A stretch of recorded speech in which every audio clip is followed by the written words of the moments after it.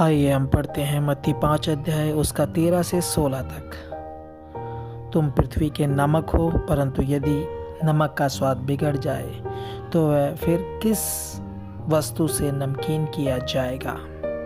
फिर वह किसी काम का नहीं, केवल इसके कि बाहर फेंका जाए और मनुष्यों के पैरों तले रौंदा जाए।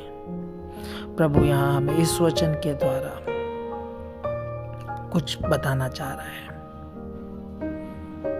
वो नमक के स्वाद की बात कर रहा है। हम देखें जितने भी प्रकार के भोजन होते हैं उसमें नमक एक बहुमूल्य चीज है। यदि वो हटा दिया जाए उसमें से तो उस वस्तु का स्वाद, जो कुछ भी उन्होंने या हमने बना रखा है, बेकार लगेगी। अब यहाँ प्रभु उस नमक के स्वाद की बात कर रहा है। अगर वो नमकीन नहीं है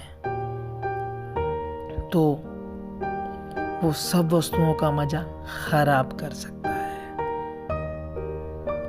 इसीलिए हमें इस संसार में रहते समय वो जो प्रभु हमें बहुमूल्यता हमारी बताता है या बता रहा है, उसको हमें समझना है। हमारे अंदर जो प्रभु ने स्वाद दिया है, हमें उद्धार दिया है, उसे हमें बनाए रखना है। तो हमें प्रभु में बने रहना बहुत ज़रूरी है। अगर हम बने नहीं रहेंगे तो हम किसी काम के नहीं हैं, क्योंकि ये प्रभु का वचन हमें बताता है। मैं फिर पढ़ देता हूँ। फिर वह किसी काम का नहीं, केवल इसके कि बाहर फेंका जाए और मनुष्यों के पैरों तले रौंदा जाए। हम आगे पढ़ते हैं। तुम जगत की ज्योति हो। जो नगर पहाड़ पर बसा हुआ है वह छिप नहीं सकता, और लोग दिया जलाकर पैमाने के नीचे नहीं परंतु दीवट पर रखते हैं, तब उससे घर के सब लोगों को प्रकाश पहुंचता है। उसी प्रकार तुम्हारा उजियाला सब मनुष्यों के सामने चमके, कि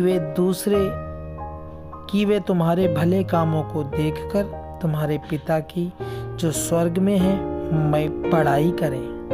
यहाँ प्रभु हम विश्वासी या उद्धार पाए हुए व्यक्ति के बारे में बता रहा है। जो ज्योति, जो यीशु मसीह है, वो संसार में आई, लोगों को उसने रोशन किया। हमने जिन्होंने उस पर विश्वास किया है वो उसी की तरह प्रकाशमान है। अगर यह प्रकाश मुझ में बने रहना है तो मुझे उसमें बने रहना बहुत जरूरी है। तभी